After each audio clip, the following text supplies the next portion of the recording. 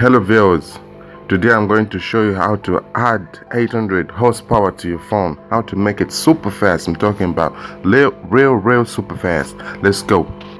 Follow my lead. Just go to settings.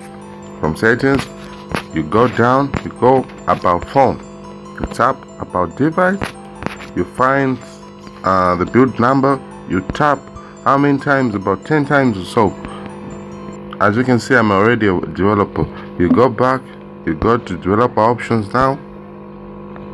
From there, you go down till you reach, you find Windows animation scale.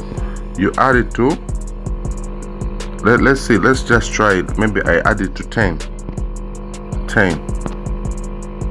It's slow now. Have you seen? So 10.